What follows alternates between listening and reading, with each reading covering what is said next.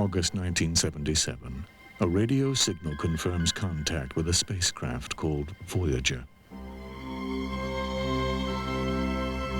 Thus began a journey to worlds beyond our wildest imagination, to planets that looked like stars, with moons of fire and ice trapped in a cosmic tug-of-war, to miniature solar systems surrounded by breathtaking rings that belie a violent and devastating past. Voyager would uncover strange invisible magnetic fields and reveal the cataclysmic events that continually reshape our solar system.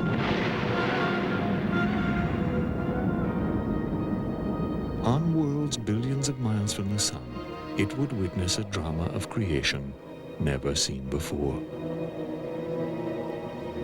Voyager will stand out as the mission which has visited more new worlds than any mission before, and I think any mission after will ever do. Those aren't little dots of light in the sky. Those are real bodies. They're interesting places out there, and they're real. Every time we turned around, we were getting more new, exciting data, pictures of places that we hadn't imagined. There's a lot of variety, a lot of uniqueness. Every world is not alike. Going to worlds never before seen by the human species. There's something chilling about that, something exciting. It makes the heart beat faster. Outbound on one of the greatest adventures of the 20th century, Voyager carried the hopes and dreams of a generation of scientists and engineers. Join us now as we salute the bold spirit of innovation that made it possible. Sail on, Voyager.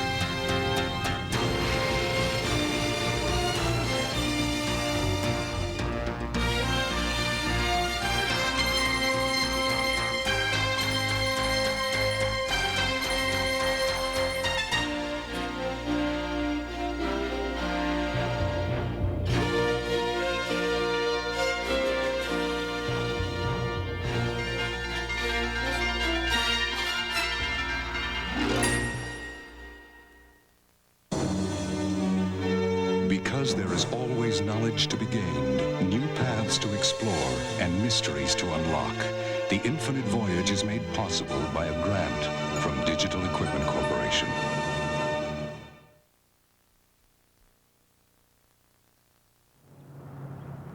The road to the stars begins at the foot of the San Gabriel Mountains in Pasadena, California. Caltech's Jet Propulsion Laboratory is the nerve center of NASA's planetary exploration program. Here, Earth got the first close-up look at its nearest neighbors. Beginning in the 1960s, a generation of probes called Mariner took us to Mercury, Venus, and Mars. By the end of the 1970s, the time had come to explore the outer planets. Goldstone, I would just like to confirm you have acquisition of Voyager signal. That's affirmative. It's 1649-15. We have receivers unlocked. Earlier, two Caltech students working at JPL, Michael Minovich and Gary Flandreau, saw a rare opportunity. For the first time in 2 centuries, the outer planets would be aligned on the same side of the sun.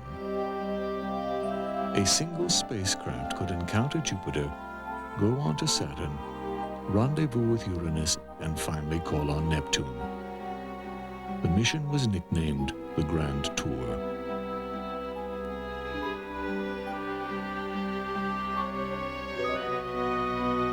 But Washington would not approve the budget. JPL proposed a compromise, known as Voyager. 2 spacecraft, Voyager 1 and a backup, Voyager II, would go to Jupiter and Saturn. Uranus and Neptune would become an option. Caltech professor Edward Stone would lead the scientific team. We were indeed fortunate that our technology was ready, because this grand tour, this alignment, occurs only once every 176 years. And if it had occurred 10 years earlier, we probably would not have been ready to have taken advantage of that opportunity. A journey to the outer planets covers a staggering 4 billion miles. The task of finding the right flight path or trajectory fell to mission design manager Charles Cole-Hayes. He and his team would sift through 10,000 possible choices. When a trajectory designer looks down at the solar system and watches the planets all orbiting the sun, taking different numbers of years to go around, he sees opportunities to go from the Earth to Venus, to Mars, or to the outer planets. But those opportunities only occur at specific times when the planets are in the right positions. Now, in the case of the Voyager trajectories, we had to wait for the right time. We needed some way to reach these remote planets with a sizable payload. That came through a method known as gravity assist, a slingshot effect. For a spacecraft, a planet can act like a natural fueling station in space. The two Voyagers will depart Earth each on a slightly different course. As they approach Jupiter, their speed will increase as the planet's gravity hurls them around like a slingshot towards Saturn. There, Voyager 1 will fly by Saturn's moon, Titan, and then leave the planets. If Voyager 2 receives the go-ahead, it will continue on to Uranus. Flying by Uranus will boost its speed by nearly 5,000 miles an hour and alter its course for Neptune. The accuracy required to reach this remote planet has been compared to a golfer sinking a putt 1,000 miles away. With exacting skill, it will be the closest flyby of the mission. The journey to Neptune from Earth would normally take 30 years. With an assist from gravity, Voyager will make it in 12.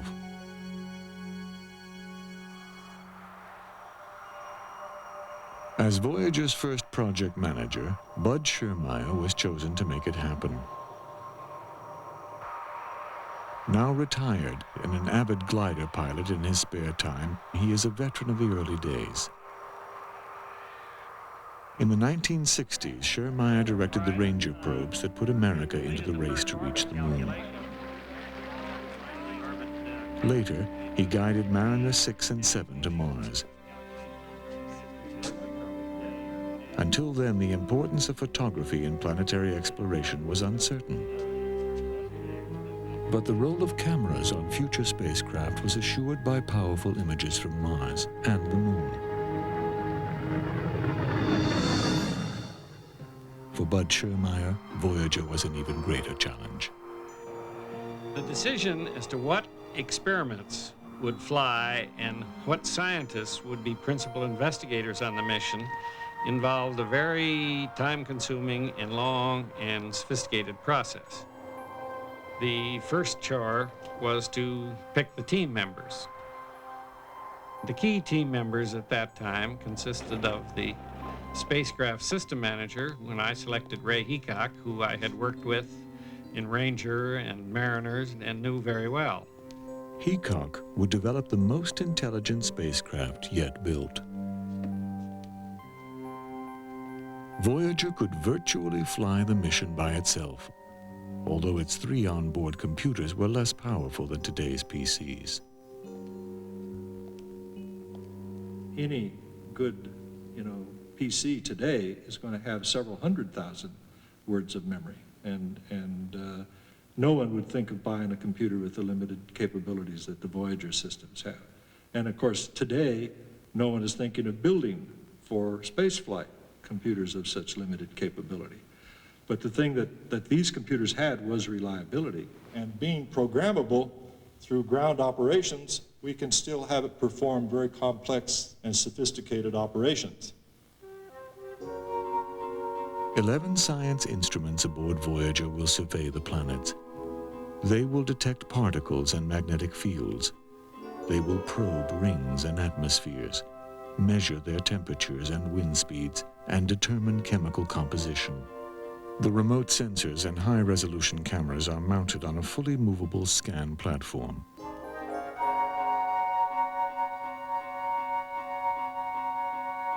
Voyager was also designed to withstand the rigors of deep space and of launch.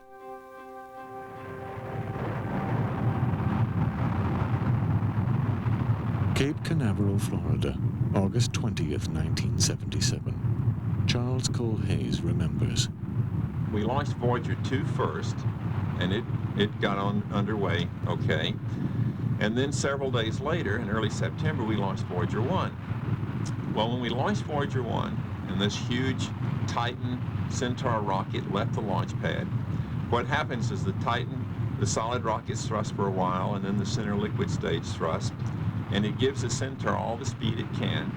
The Centaur then goes into a circular orbit around the Earth. It fires its engines, and we finally get underway. Well, while we were all at the Cape, we noticed that the Centaur had used 1,200 more pounds of propellant to get into this coasting orbit than it should have used. And we realized there had been a malfunction in the Titan burn. Basically, the fuel and oxidizer had not mixed at quite the right ratio. And when it finished its job, it had not given the Centaur enough speed. Now the question was, does the Centaur have enough fuel left to fire up again and get us underway for Jupiter?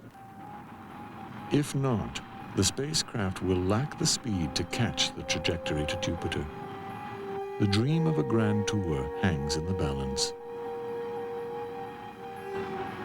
The bottom line on that is it made it, but it only had 3.5 seconds of fuel left in the tanks. It did have a normal guidance shutdown.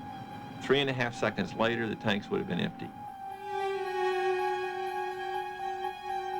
The troubled launch is an omen of things to come.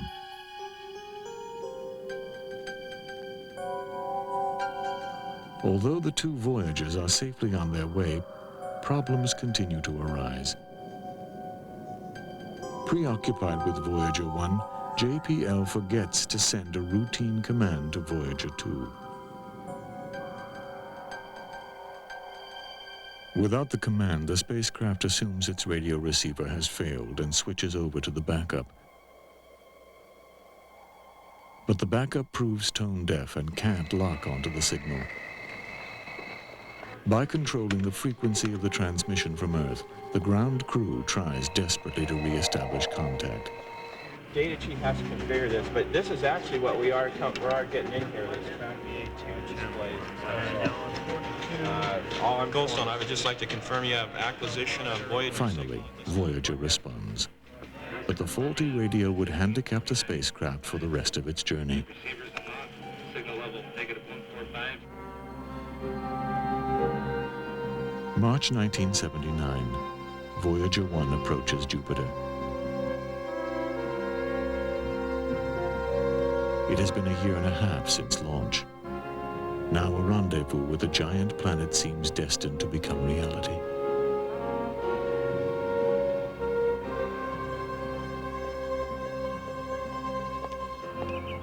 Brad Smith of the University of Arizona was head of the imaging team throughout the mission.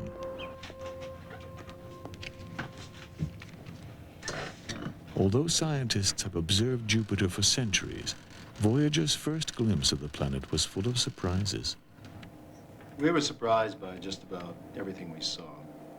When we started our first encounter with Jupiter, we thought we knew the answers, we thought we knew what we would see. One thing after another turned out to be not what we expected. During those hours around closest approach at Jupiter, when the very highest resolution pictures were coming back, we were filled with awe, elated, in some cases worried, concerned, in that the complexity was so much greater than we could have imagined.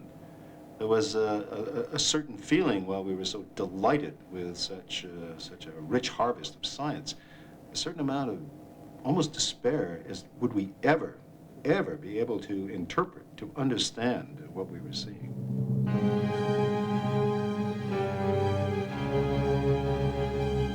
Voyager revealed Jupiter's turbulent atmosphere in stunning detail.